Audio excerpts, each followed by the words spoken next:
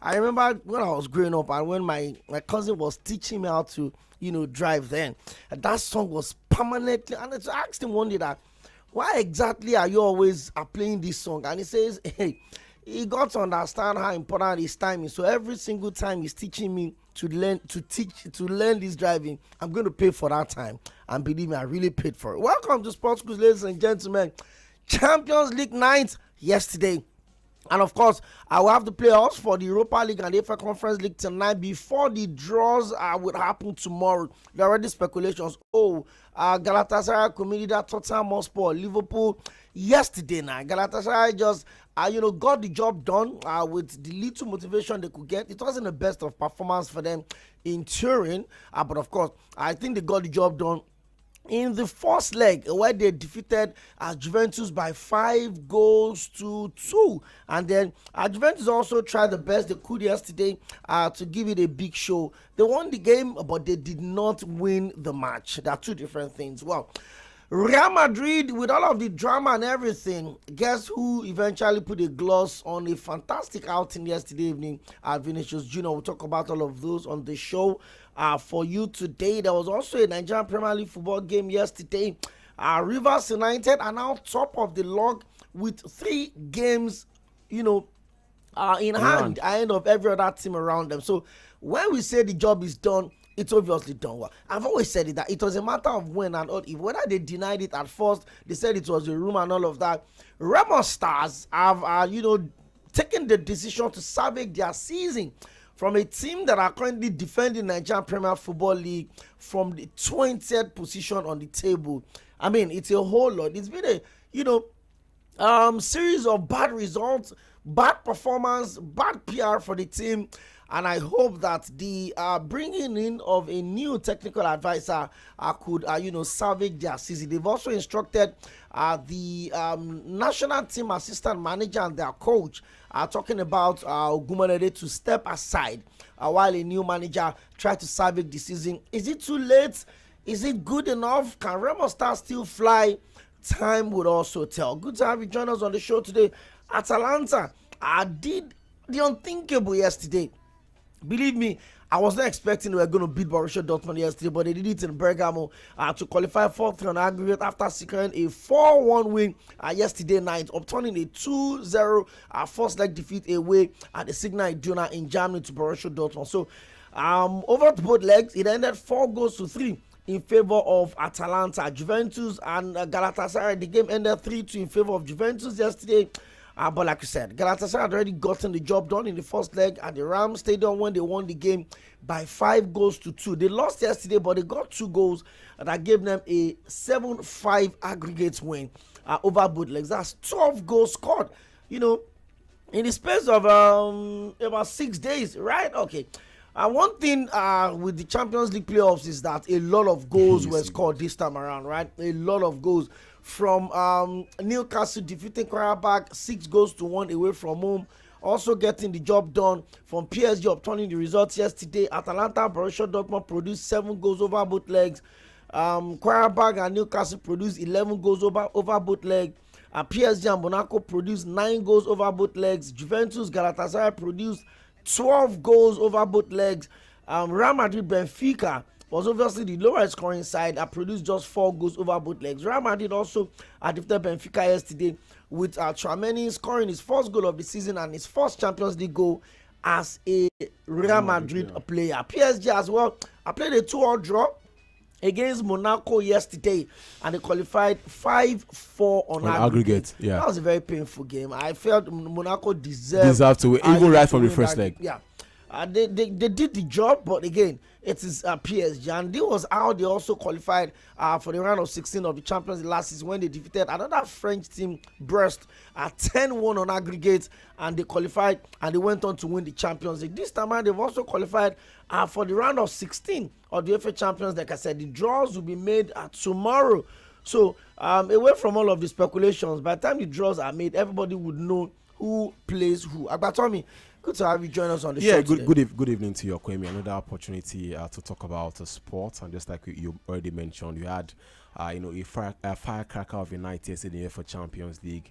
We saw a lot of goals. As a matter of fact, two clubs could have bottled up their commanding lead. That was yesterday. Top of which was obviously Galatasaray.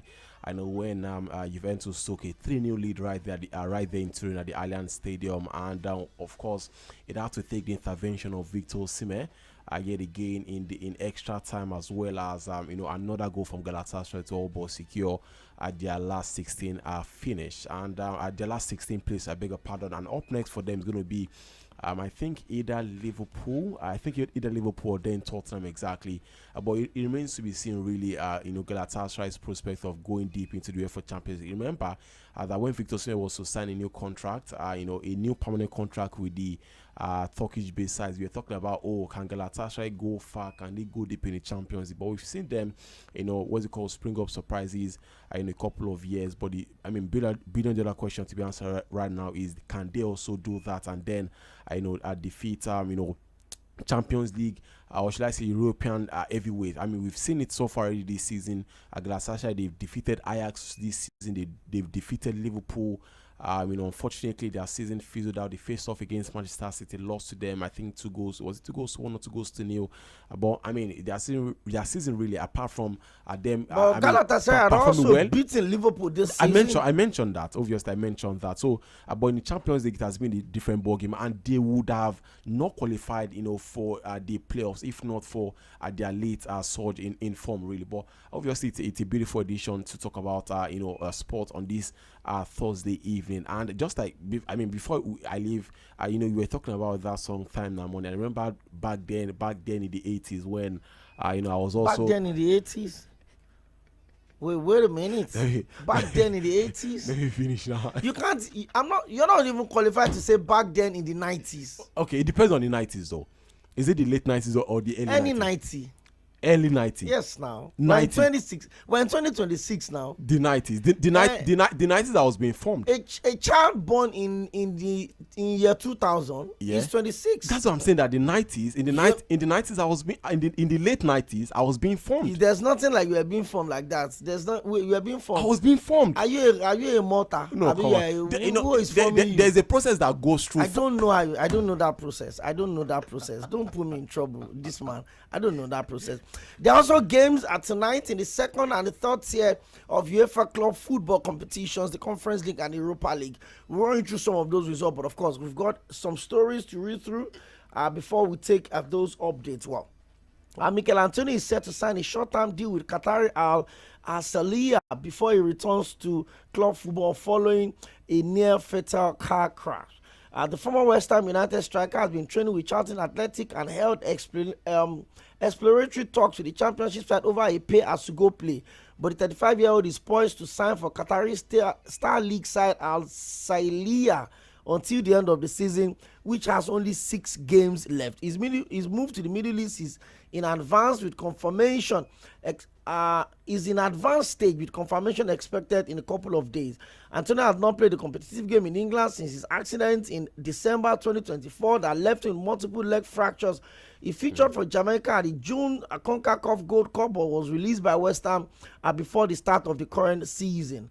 The Hammers record Premier League goal scorer held talks with Brentford and Leicester City over proposed transfer, but those deals did not materialize. Portsmouth manager John Moschino also said he considered signing Antonio. In an exclusive interview, he said that he felt like he was close to dying after the crash, and of course that left him being given another chance at life. Well, he's joining a club that has got about 6 more games from now to the end of the season, and let's see how much luck that would also bring to him. Well, let's quickly run through this one. Well, at the ending of the 115 charges against Manchester City for alleged Premier League financial rule breaches has been really damaging for the competition, says La Liga president Javier Tebas. An opportunity to strike the Premier League. That's what they're always waiting for. The club were initially charged in February 2023, and more than 3 years later, there's been no publicly announced outcome. adhering into the charges which City strongly denied took place in front of an independent commission between September and December 2024. No announcement has been made on when the decision will be reached, though it is widely expected to be in the first quarter of 2025. Speaking at the Financial Times Business of Football Summit in London, Teva said the fact that there's been no verdict created uncertainty around the applications of the financial fair play rules. Well, it is not just in the delay, it is in the general situation. When a great institution like the Premier League, when you have so much rules for financial fair play, you need to have a lot of legal certainty in the competitions amongst many clubs. Citizens have to think that the system is fair to all, and it is not arbitrary, that it is objective. When you have this type of situation, you're generating uncertainty, and that is damaging for an institution of this size, which is the Premier League. Speaking about the case at the event, the Premier League Chief Executive Richard Master said he can't talk about the timing of it. I simply can't comment. He said, having spent 3 years not commenting, I'm not going to start commenting now.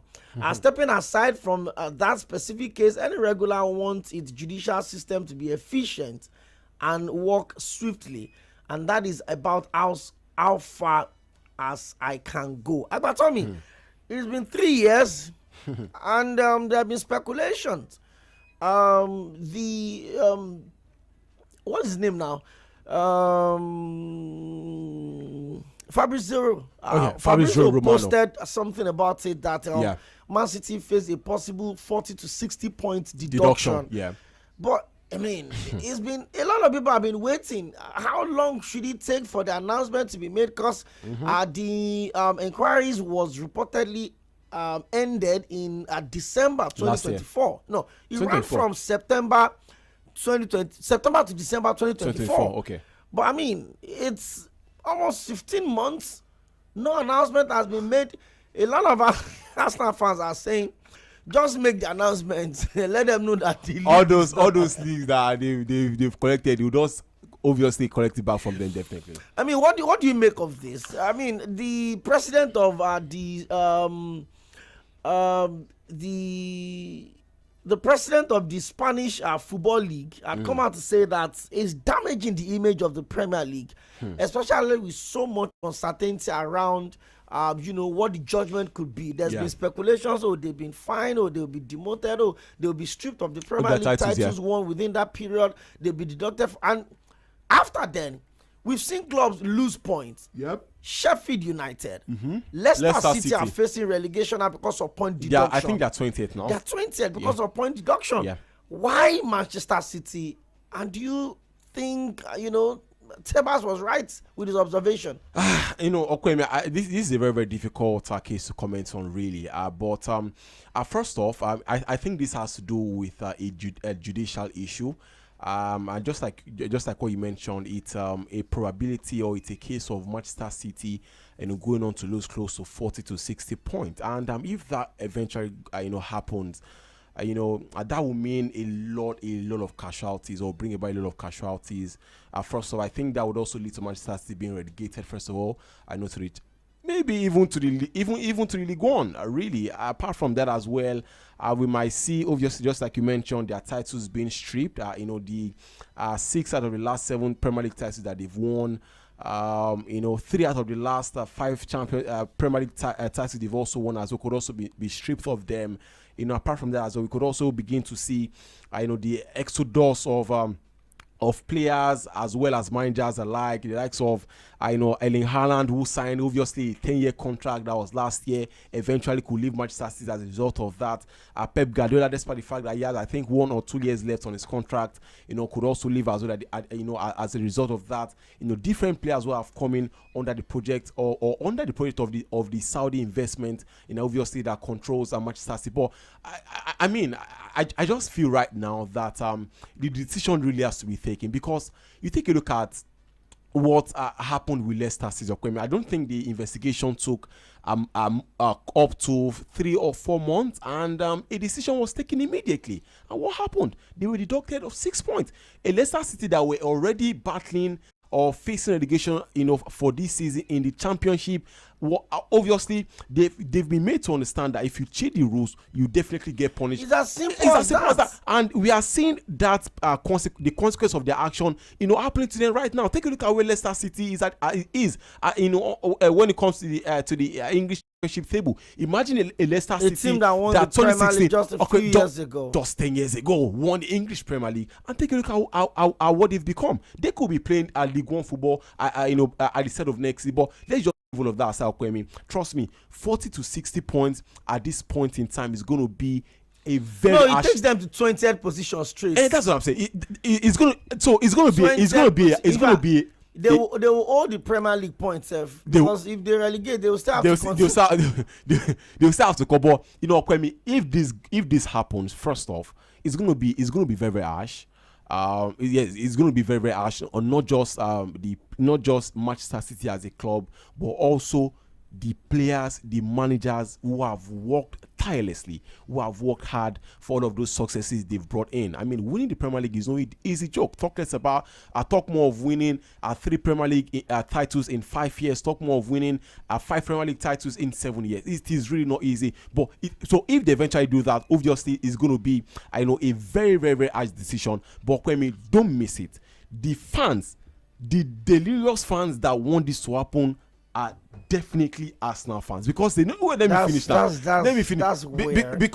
You know why? They know that all those two times that Arsenal led the table with 1 point, and then 4 points again, that Manchester City eventually went on to win. Arsenal will be crowned as the Premier League champions. But make no mistake, even if they eventually get to be crowned Premier League champions, they'll be known as Premier League champions without a trophy. And I don't think they want to go through that. All right, let's quickly go back to the FA Champions League, as C쏘ᴜᴜᴛ believes. Let's take a quick break.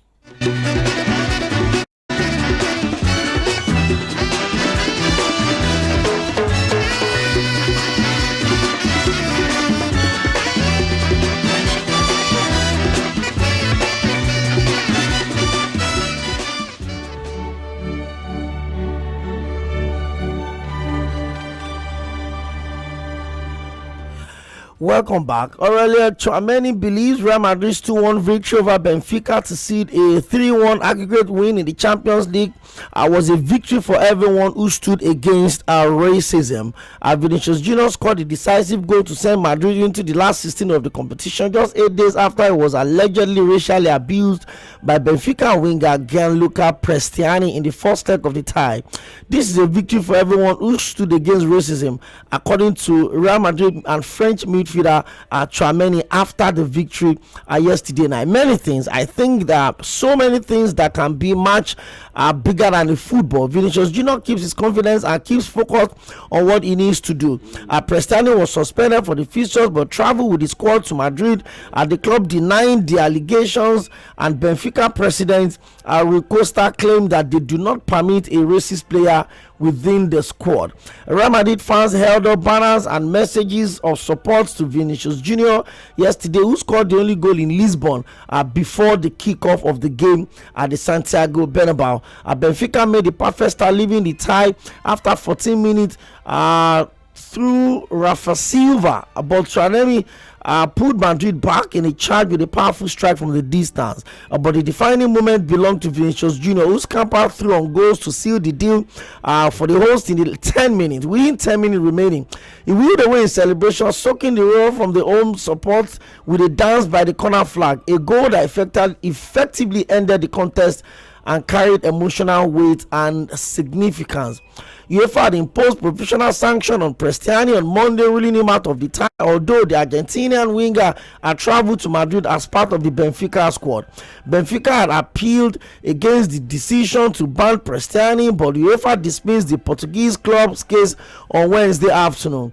Mr. Gianluca Prestiani remains provisionally suspended for the next club competition match, for which he could otherwise be eligible, according to the statement of UEFA. UEFA appointed an ethics and disciplinary assigned investigator EDI following the first leg and made a swift decision.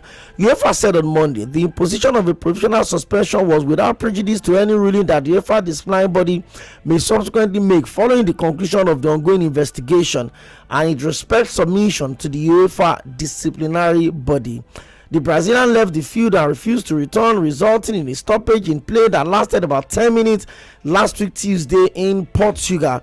It came after Vinicius had given his teammate the lead with a wonderful individual strike, calling the ball home from a tight angle 5 minutes into the second half. After celebrating in front of the home fans, he became suddenly visibly upset about something said to him and immediately informed the referee, who stopped the match.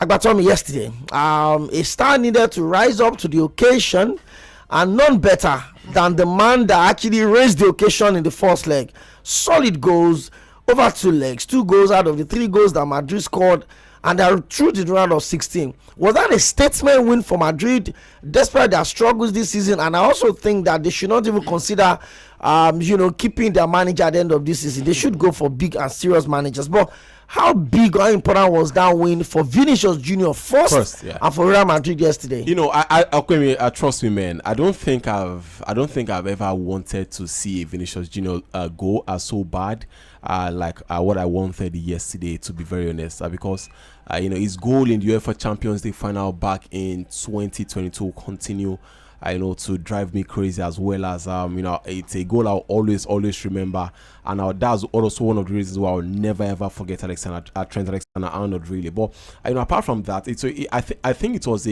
a full cycle moment. That Vinicius Junior not only scored a goal in that game, but scored the winner in that game, because as at then, obviously Real Madrid were 2-1 ahead, via aggregate rather, but in the game it was still 1-1. And don't forget as well that Benfica took the lead, I think in the 14th minute, and when they took the lead in the 14th minute, it looked like, Benfica were going to be surprising a lot of people, with all of the racism allegations and all of that. But then, obviously, we had Tchouaméni, bagging an equalizer in that game to make it all 1. And the moment was just perfect, for Vinicius Junior to score the winner in the 80th minute. And what a beautiful goal as well he also scored. And to also cap it off for Mpemi, he still did that same celebration, that caused the issue in the first place. That caused the issue, exactly. And Vinicius, no doubt is a very good player, right? And I do not think we should blame a player who has faced severe and series of racism attacks, whichever and whatever way he chooses to express himself. All of a sudden you agree? No. Initially you were saying that does it have to be Vinicius Junior alone? Does it have to see? I can't take anything from him. Let me tell you something about Tommy. First off, Vinicius Junior is an entertainer. As a Brazilian. He's a Brazilian. Obviously. Every skillful Brazilian, naturally, except your Kaká, that is always the calm and all of that. Yeah. You can't watch Ronaldinho and not think that football should be played that way. Yeah. You can't watch, what's his name now, Neymar, for instance, and not think that, come on, football should come with some flair. Beautiful player. So, I'm not sure. So, sometimes when people say, does it have to be only, only? It could be a coordinated attempt at constantly making him the scapegoat. It happens everywhere, even in an organization. There's a thin line between being an entertainer or showboating and then going overboard with it. Or what defines overboard? You're sounding like Jose Mourinho right now. I'm not. By the way, make no mistake. Real Madrid offered Jose Mourinho a space in the VIP box yesterday. If he said to watch the game in the team bus, definitely. He sat in the team bus and watched the game. That is he ruined his homecoming. By the way, should have been a sweet homecoming for him. Obviously, prime Jose Mourinho right there. But whether I like it or not, just like I said, there's a thin line between entertaining or showboating and then going overboard with it. Just like I mentioned to you the other day, I know even at the office here, you are mostly usually found at the crime scene. Really, and it's good. And the same thing really happens with Vinicius Junior. Because tell me what happened. Back in 2023. When obviously, yes, he was trying to entertain. he's a Brazilian. He wants to enjoy himself, because football, first of all, should be enjoyed, obviously. But that should not now mean doing that to the detriment of others. There are other people who would misinterpret whatever thing you do, and that is what we are talking about in terms of trying as much as possible to do things to entertain, not just with caution, but also trying as much as possible to ensure that it doesn't go overboard and manage the situation. And that really has not happened with Vinicius Junior. If only he can showboat, express himself, but then don't try to throw others with it up. I feel it unfair. When I'm playing football, I'm conscious of VAR. Yeah, I'm conscious of goal line technology. You are conscious of offside. I'm conscious of offside rule. I'm conscious of a lot of things. Yeah, then I'm also conscious of the fact that how do I jubilate if I score? Yeah, the fact that you can even score a goal, and then you jubilate and then you get a yellow card. That's a very contradiction. I mean, it's a contradiction to me, by the way. That you can celebrate. Yes. If you have been yellow carded before. And you celebrate, and then you take off your shirt, and then they give you a second yellow, and then they dismiss you. Yeah. And then the VAR checks the goal and reverses the goal, but they will not reverse your card. They won't. I mean, last season I was looking at Tottenham Hotspur's Richarlison. Yeah. 3 times he scored winning goals for Tottenham last season, and those 3 times all of the goals were removed. And his jubilation were wow. He get booked. Yeah. So it's a funny situation, but football is an instinct game. Except you have trademark celebrations, maybe like Cristiano Ronaldo or Palmer or Lionel Messi or Cavani. Some players just celebrate however way it comes. The mood of the game, the importance of the goal, the timing of the goal. So how do you just a lot that goes into a football game that when you score you can't do anything. How do you explain laughing or taunting your opponent? Or what is taunting? Opposition fan. So I score a goal, and then I showed my jersey number at the back. Means that I'm taunting you. Okay, what about you scoring a goal and then you are bringing out your tongue to the opposition fans, or you score a goal and you are doing a sort of remark that suggests that you lack respect for the opposition fans? That's what I'm saying. There's a thin line between it. Agbatomi, there shouldn't be a thin line. Okay, because whatever bias you have as a fan, however way you choose to interpret my jubilation or my reaction to scoring a goal is a problem. Okay. Remember the scenario where I think it was ⴘ also that threw bananas at Dani Alves. Yeah. Dani Alves picked the bananas, ate the bananas, and in that game he gave 2 assists in that particular game. Yeah. So people react anyhow. So I think last week or so, I watched a documentary, an interview by Emmanuel Adebayo. Okay. And they asked him that why did he go all the way to celebrate against in front of Arsenal fans as a Man City player, and he explained how it happened, how he went home for break. When he came back, he was frozen out of the team. He wasn't properly told. They didn't even allow him to train with under 21. They denied him access to the facility. Blah blah blah blah blah. Then Man City came, right? And then he said the song they used to sing for him as Arsenal fans. Oh, Adebayo, he can score the goal, give him the ball, this and this, that. When he got to the Etihad Stadium, that song changed. And then they started singing and they started cursing his mother. Because he moved. And his mother is I can't use the wrong word on radio. His father is a dirty, whatever that. So immediately he scored. He wanted to make a statement to those Arsenal fans that you don't have the monopoly of cursing. I can relate, I can celebrate. He got red carded in that game. Because they felt like his celebration was provocative. Provocative, exactly. But the truth of the matter is this. So as a player, I know that I'm supposed to be responsible. As a player, I'm supposed to be a role model. But you see, the reason why we've not been able to win against racism is because at the end of the day, the fans always get away with some of these things. Because why should I be red carded because I scored a goal and I said to show my jersey number and you find it offensive? But when you are using racist chants and when you were calling me monkeys, when you were doing all of those, nothing was done. So before the North London derby that took place over the course of the weekend, I saw an interview from Thierry Henry when he explained what happened. What happened before the North London derby that he played back in 2004. Before they got to win the league and all of that. According to him, he said before the game, that the local police had called them together because what they needed from that game was just a single point. The local police had called them, and then they explained that, you know what, if you get the point, or even if you get to win the league title, right there, what's it called now, the White Hart Lane, that was the former stadium for Tottenham. Even if you do that, do not celebrate provocatively in front of the fans, because obviously, trust me, you get a chance to celebrate in front of your a derby or same city opponent. You would definitely do anything at that. So he also further explained that when the game ended in a draw, that all of a sudden the Tottenham Hotspur faithful started celebrating that Arsenal did not win them, at White Hart Lane. But then Henry now called all the others, the likes of Robert Perez, aside and said, you know what, it looks like these guys do not even know what is at stake. We only needed the point to win the league, and we won the league. So why can't we go ahead to celebrate the title? And that was how they eventually went ahead to celebrate the title in front of them. So what did they do is provocative. Agbatomi, I think the line that I'm a bit uncomfortable with is provocative. Yeah.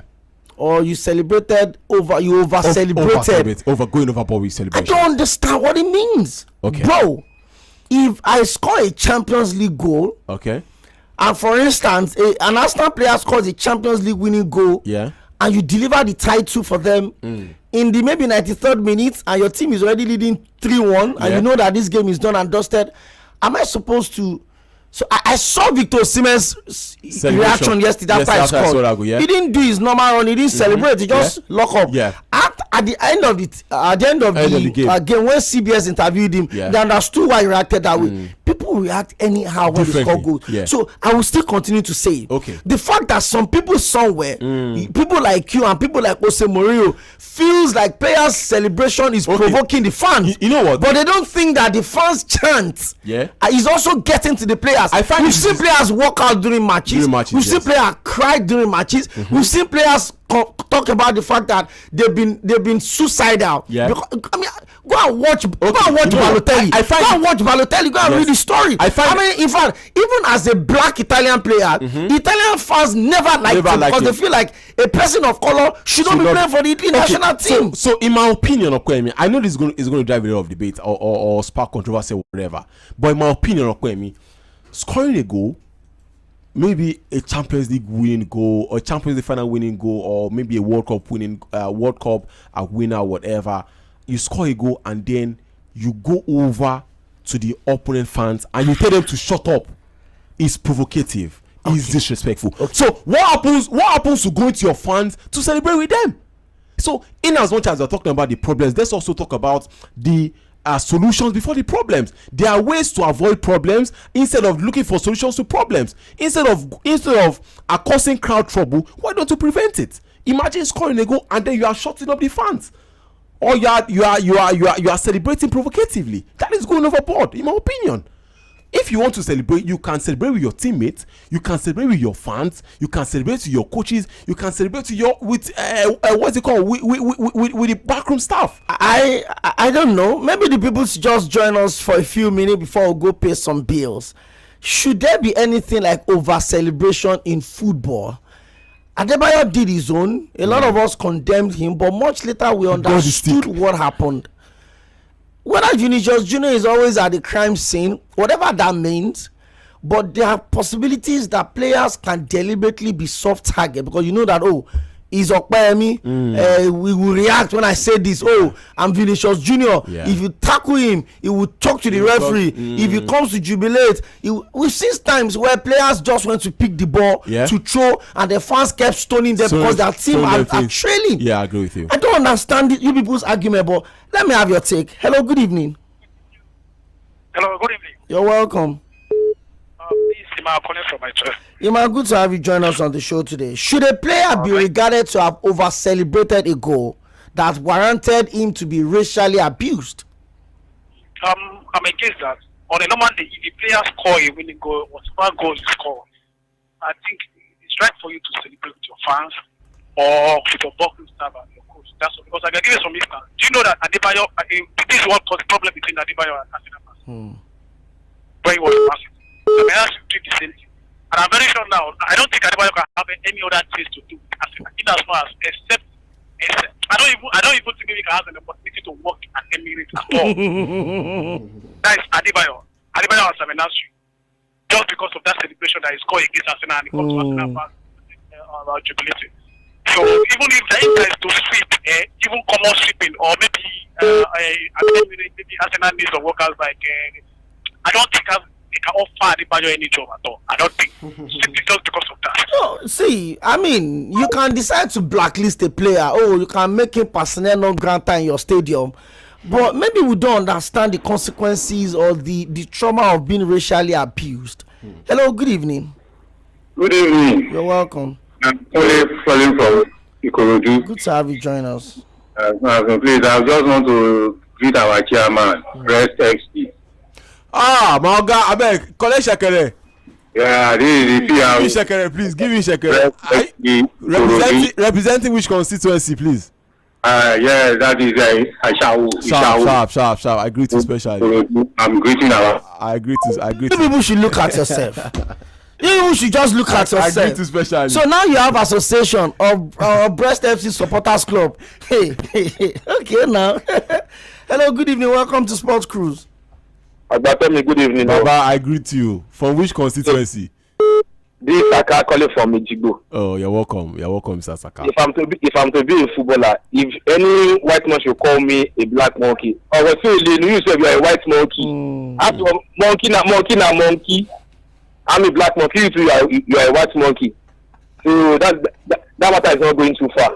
So that's it. All right, thank you very much. We condemn every act of racism, however way it comes, whether you send it into their DMs or you raise banners to racially abuse players, or you call it or you say it to their faces. It is very distasteful. It is unsportsmanly. It is embarrassing, to say the least, and no defense at all should be put up for that. Hello, good evening. Hello, good evening. You're welcome. Hello, can you hear me? Yes, I can hear you. Okay, your name and where you calling from? This is Morgan. I'm calling from Gagaga. You're welcome, Mr. Morgan. I have an issue with the way the footballing bodies are making laws every day. If football is supposed to be an emotional sport that we can put emotions into, but a lot of time everybody is just turning everybody to robots. So now I'm supposed to score a goal and it's okay because of it is the opposite fans. I'm not supposed to celebrate. I think and aside that, the racism in football is not going to go until the clubs start suffering for it. Thank you. Thank you very much. And I've always said it. If you can't find the fans, ban the clubs. It's as simple as that. It's because your club is playing top flight football. That's why you can racially abuse people. When you lose that privilege, I can tell you that every single ticket holder that comes into a stadium can be accounted for. Absolutely. Hello, good evening. Oh, this can't work. 0913-600-0410. We're due for break by 6:45. But what do you make of this? Why are we struggling to find an end to this whole issue of racism? Is it a lost cause, or you think the authorities are not doing enough? I mean, we don't experience racism in Nigeria because all of us are we are together. There's nothing you want to use to abuse me racially, but it's mentally draining. I watched a lengthy documentary about Mario Balotelli. Many years ago, and he talked about the fact that when he got his first call up into the national team, and then while they were on the team bus for a friendly match against, I can't remember what country mentioned it, and that the fans of the Italian football national team were the ones chanting and abusing him racially. The fans of his own country, because he's a person of color. So if you can do that for someone playing for your country that brings glory and honor to your country, then I don't understand. But I feel like the organizers and the authorities can still do more. Expel clubs that their fans racially abuse players. That would be too harsh. What do you mean by okay? So expelling the clubs, right? It's just like you punishing the innocent. Which innocent? Because the clubs very, very well. I'm coming. Hold your thoughts. Hello, good evening. Hello. You're welcome. I greet you. I greet you. Dampi. Batomi. Dampi, Baba. Joe Jogosibel. Jogosibel. Is it the right play that song? We play it today. Yeah. Now I anthem be that too. No be lie. Well, let me tell you, this thing is very, very. It's a very bad experience. They have been doing it to Vinicius Junior. If you watch out, they have been doing it to Vini a lot, and it's very, very bad. I think I support Okpe. They should sanction the fans. They should sanction the national team should pay a heavy fine. They should make sure they bring a very big law for it so that people will stop. It is not good. I feel that people doing that, they are not exposed. We are exposed than them. That is why they are doing that. They are not really exposed. Forget they are white. They are not exposed. That is people that doesn't know about life. People that have not seen things that used to do that. I don't support it. It's a bad one. Thank you. Thank you very much. I will say it and I'll say it again. Until very strict measures and decisions are taken against these clubs, then we're not going to have an end to this. Let's go for our first break. When we come back, I will look at the coaching situation at Remo Stars. We'll also run you through games that are expected to come up tonight in the UEFA Conference League and, of course, the Europa League. Stick around. You're on Sports Cruise on Miller 98.3 FM.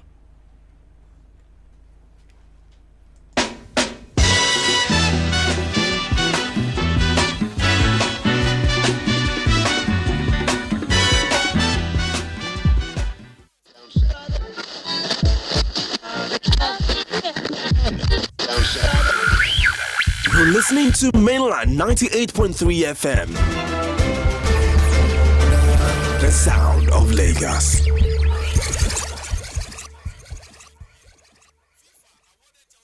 Oh, what a wonderful world of Sure Clean detergent. Oh yes, you can have a clean and bright wash with Sure Clean. Sure Clean detergent is tough on stains, gentle on your hands, and leaves clothes smelling fresh. Oh see, for clean whites in all colors, Sure Clean detergent makes you shine.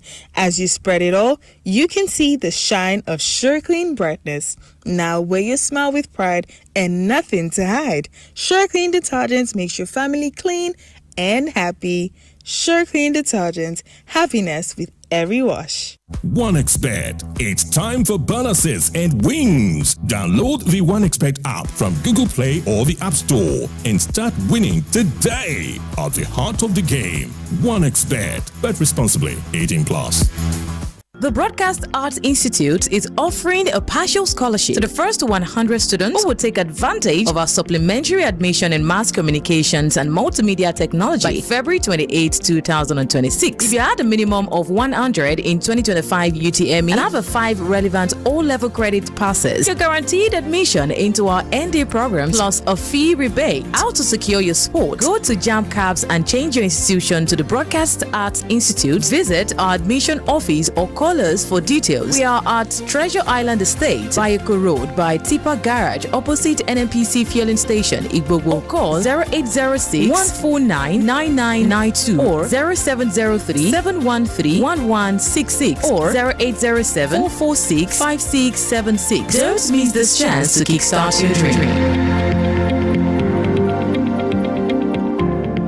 Are you ready for the development we've all been asking for? The wait is over. The Global Clusters present the 37 Million Youth Digital Literacy Empowerment Initiative, part of the 1 Billion Youth Digital Literacy Empowerment Initiative. This initiative is designed to empower you with the skills and knowledge needed to thrive in today's digital world. Here is how to join. Download the Spark Hub app on Google Play Store for Android users or visit www.thesparkhubs.org on Safari for iPhone users. Sign up and don't forget to leave a good rating. Explore our courses including how to become a digital entrepreneur and innovative mind, mastering creative thinking for success. Connect with like-minded individuals, share your thoughts, and be part of the conversation shaping our future. Also remember to share this opportunity with loved ones, family, and friends. For more inquiries, call 0706 628 1841 or 0802 643 9239. Developments we are all craving for is here. Join the movement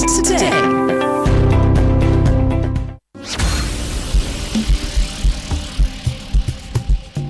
Finally, the opportunity has arrived. In today's economy, it's challenging to save enough to buy land outright. However, we found a great option that allows you pay in installments. Buy land with affordable monthly payments of 40,000 naira, 50,000 naira, or 70,000 naira spread over 24 months, 18 months, or 12 months. With a deposit of 30,000 naira, you can secure a 500 square meter land on the Lagos-Ibadan Expressway, Ogunmakin community. You'll pay the balance over 12, 18, or 24 months. And once you reach 70% payment, you will receive the land title document, including the registered survey and deed of assignment. The company handling this is Romel Real Estate, and their contact number is 0906 991 3779 or 0901 2978 380. Their office is located at Suite 322 and 323 BNB Mall, Kilometer 35 ηκε Expressway, Gulf Junction, Lakoe, Lagos. The land is near the Foursquare Church Camp and Muslim Camp. If you're interested, call them or visit their office. Go become a landowner today.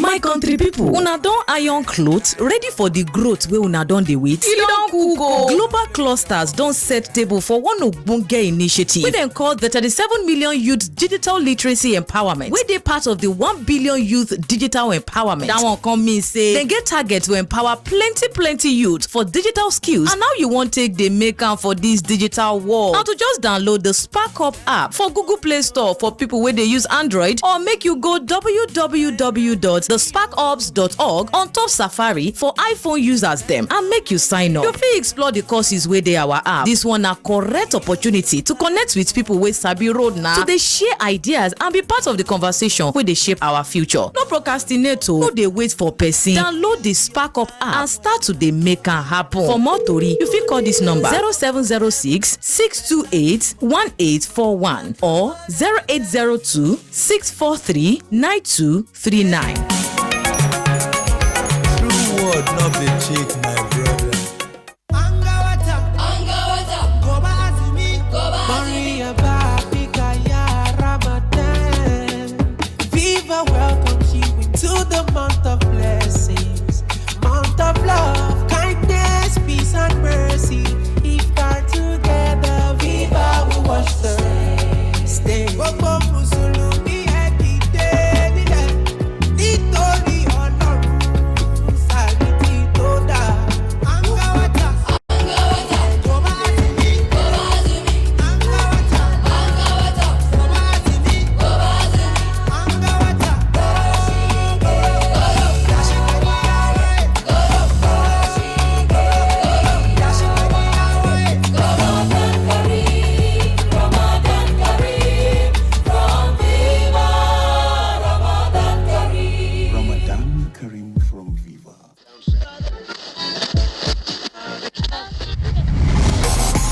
Hello, my name is Godwin Enoch and I'm a broadcast journalist. Yes, my friend will tell me that I am a sport administrator by accident. Listen every day of the weekday to Sports Cruise on Mainland FM. God bless you.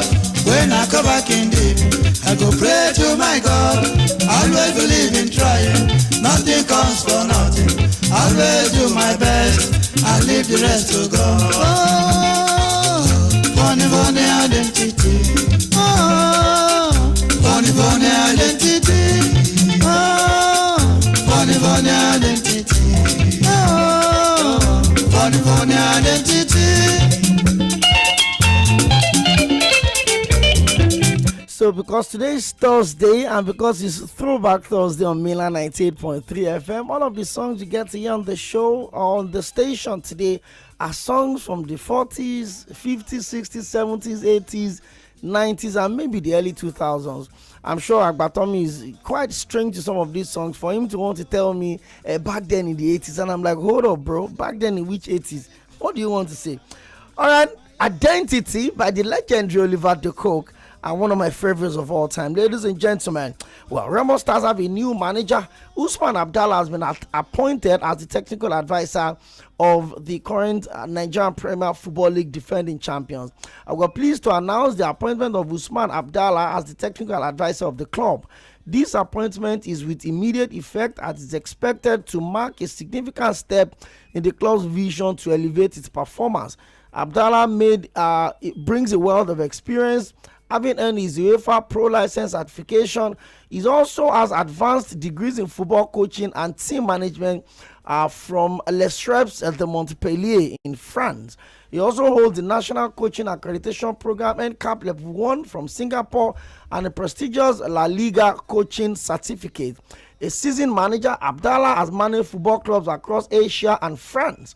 In Nigeria, he served as assistant coach of the Super Eagles under the technical team of Jose Pacero.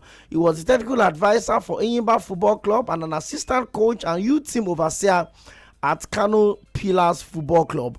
Under his guidance, Enyimba reached the semi-final of the CAF Confederations Cup, narrowly losing to Morocco's Raja Casablanca. He also led Enyimba to the MPFL title in the 2018/2019 season. Usman Abdallah combines international exposure with deep knowledge of Nigerian football, making him well positioned to lead the Sky Blue Stars to safety. Remo Stars have looked forward to an exciting moment under Abdallah's leadership. Wow. Too late, Agbatomi? It is never too late, Okwemi. It is never too late, really.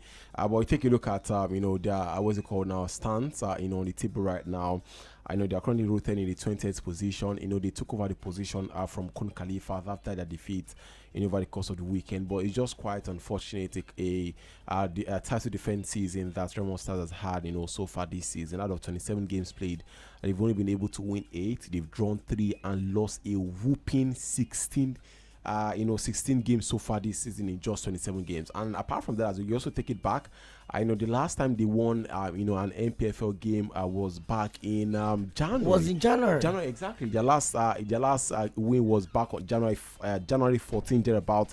And apart from that, they are currently on a winless run of 8 games. They've not won any game in 8 games. I talked about Nigeria Premier Football, but just like you mentioned, he's a man that's coming in with a lot of experience. Being a star manager at Enyimba. He has also started his stuff as well, being the star manager of the Super Eagles of Nigeria during the tenure of Jose Pacero. But it's just so unfortunate that the marriage between Remo Stars as well as Daniel Ogumodede has unfortunately come to an end at this point in time. But obviously, just like we mentioned or clamor for, the manager is as good as the last job, and if your manager is not performing well, you definitely sack him in order to get results. But I just think it is a little too late for Remo Stars, to avoid a drop this season. And who knows if they might be up in the MPF for next season. Well, they could still stay up. The way the Nigerian Premier League is. You win 3 games or 4 games or 5 consecutive matches. But I'm always wondering, whatever miracle or magic that could happen, if they're able to get 6-7 wins, that's 21 points, they could stay up. Because, and there's hope that results in other centers also go in their favor. Well, let's run through some of the games that are already ongoing in the Europa League knockout stage. Verda is hosting Lille at the moment. Lille have a first leg advantage going into that particular one. For Ferencváros and Ludogorets, is still goalless in the first half, and it's 12 minutes of that game, and it is a 2-1 aggregate so far. For VfB Stuttgart and Celtic, Celtic lost the first leg by 4 goals to 1, but now they've gotten a goal already in this game. Victoria Plzen and Panathinaikos are also playing tonight, and it's 2-2 with Panathinaikos just leading their game right now. The game between Bologna and Brann would kick off at 9 p.m. Bologna having a first leg 1-0 advantage. Celta Vigo and PAOK Salonik of FC of Greece I would also kick it off at 9 p.m. Celta Vigo having a first leg advantage. The first leg ended 2-1. Genk and Dynamo Zagreb by 9 p.m. with Dynamo Zagreb having to obtain a 3-1 first leg defeat. Nottingham Forest seems to have gotten the job done as they defeated Fenerbahce away from home last week. So they come into the Forest City ground tonight with a 3-0 advantage. Well, in the Conference League, Fiorentina in action tonight. Omoni Nicosia is in action. Samsunspor, AZ Alkmaar, Crystal Palace are also playing the playoffs of the Conference League. The first leg ended 1-1. We need to go, guys. Agbatomi, thank you for coming through as usual. Big shout out to everyone that came in. Sorry for the calls we couldn't pick. We'll continue tomorrow, but it's going to be the Yoruba version. Lori Papa from 6 to 8 p.m. I keep your dial locked on Mainland 98.3 FM. We are the sound of Lagos.